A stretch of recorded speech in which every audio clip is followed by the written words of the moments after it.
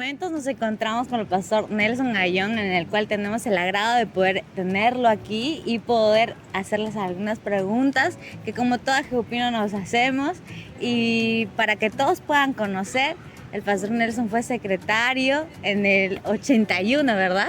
83. 73. 73. A 81. Desde el año 73 hasta el 81. Entonces, el día de hoy queríamos preguntarle, pastor, ¿cómo es que conoció el movimiento estudiantil? Bueno, fue a través de un contacto personal. Antes que todo, buenas tardes, buenos días a todos los chicos y chiquillas de la AGU. Miren, me llamó telefónicamente el pastor Pedro Arana Quirós, que curiosamente había sido mi profesor en el Colegio San Andrés, en química. Y lamentablemente el mal recuerdo es más testimonio que me jaló. Todavía no era creyente, pero bueno. Y él me llamó llegando de Escocia el año 70, si no mal recuerdo, para decirme que quería encontrarse conmigo para promover el testimonio en las universidades en Lima. Wow. Entonces, hasta ese momento, ¿qué fue lo que le impulsó a quedarse dentro del movimiento estudiantil?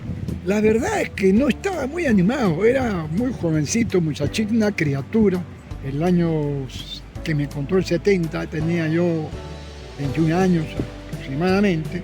Entonces no estaba yo entusiasmado en esto, más aún venía de una iglesia donde no era muy entusiasta la presencia cristiana en la sociedad. Era muy cristianito dentro del templo, pero fuera ya es otra cosa, era otra cosa, lamentablemente. Entonces, sin embargo, era el empeño de este hermano, el pastor Arana, que me llamaba y me llamaba, hasta que comencé a encontrarle el gusto a la lectura y la meditación y al estudio de las Sagradas Escrituras. Bien, pastor, y coméntenos un poco, queremos saber cómo fue en esos tiempos el contexto del país, cómo tuvieron que enfrentar ustedes como estudiantes. Bueno, en 2 o 3 palabras, el contexto peruano y latinoamericano, años 70, era muy convulsionado en términos sociales y políticos. Yo diría más políticos y sociales. Es más, era una convulsión a nivel del pensamiento. Lo ideológico era lo que primaba. Y se imaginan ustedes, muchachos, en el año 70, con un entendimiento bíblico muy limitado, ¿correcto? Entonces era realmente casi una locura para mí poder entender al país que estaba en una lucha ideológica y política revolucionaria. Es decir, se quería en ese momento en el Perú y en América transformar la realidad para el bien de la grande mayoría, sino como ese tiempo y como ahora también. Y pastor, en esos momentos, ¿cómo tuvo que enfrentar a JEUP a todo lo que sucedía? Bueno, es que AGU en el año 70 existía la sigla.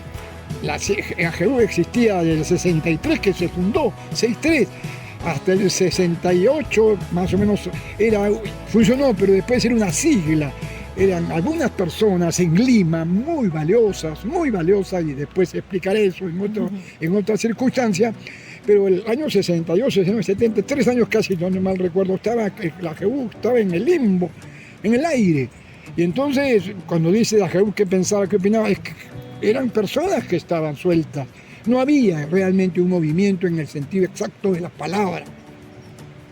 ¿Y cómo ve ahora, en la actualidad, lo que está sucediendo en nuestro país y qué desafíos enfrentamos nosotros como estudiantes actualmente? Bueno, ahora sí se podría decir que los cristianos bíblicos, evangélicos en Perú, en América Latina, en nuestro país en este caso, ya están respondiendo por fin a las realidades nacionales, a la coyuntura de injusticia, de discriminación, de desigualdad, de corrupción terrible. Pero lamentablemente, si antes no había respuesta política desde la fe cristiana evangélica, ahora la hay, pero lamentablemente es una respuesta, a mi modesto entender, insuficiente, por no decir una respuesta que a veces linda en el antitestimonio. No estamos realmente conscientes de que este país necesita cristianos, bíblicos y evangélicos que entiendan que hay que combatir la injusticia social, que hay que combatir la mentira estructural, la violencia estructural del Estado, combatir la desigualdad, la discriminación y más aún combatir la corrupción.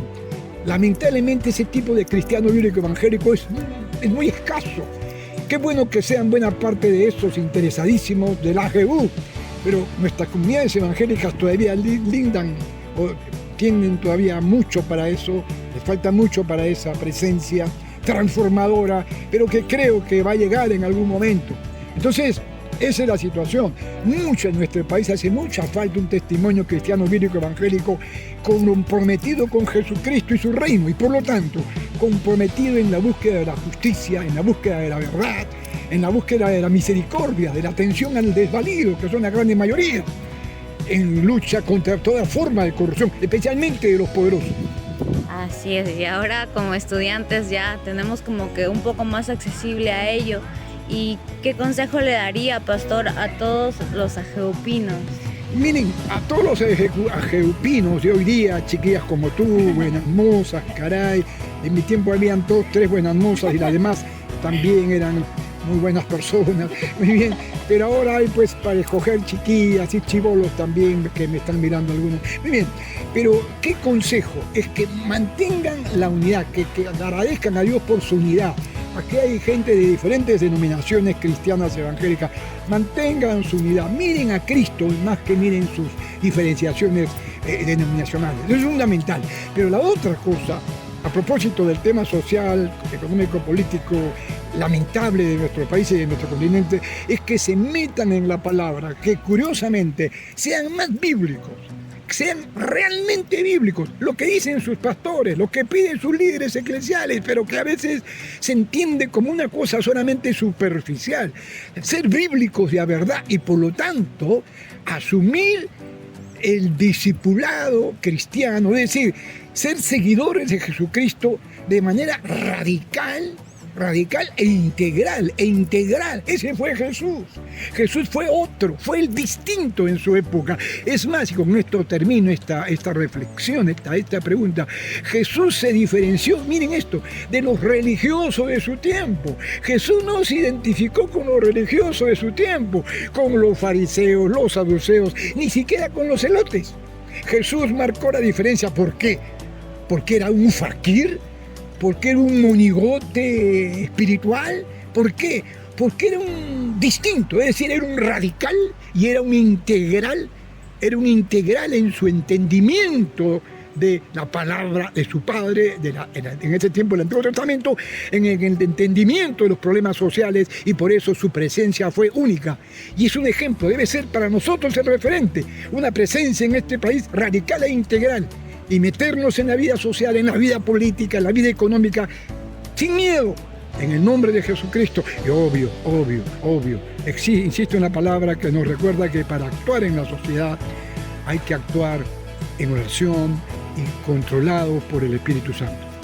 Muchas gracias, Pastor Nelson, por este tiempo. La verdad que creo que todos sus consejos nos van a ayudar a nosotros como jóvenes que estamos siguiendo firmes en los caminos del Señor y sobre todo a atrevernos, ¿no? Eso es lo que puedo rescatar, atrevernos a poder ir y no tener miedo ante todo lo que pueda suceder porque vamos con el Señor. Así que muchas gracias por este tiempo de entrevista, Pastor. Gracias a ti. Muy bien. Saludos a todos, chicos. Y muchas gracias a todos por estar conectados y poder ver este video.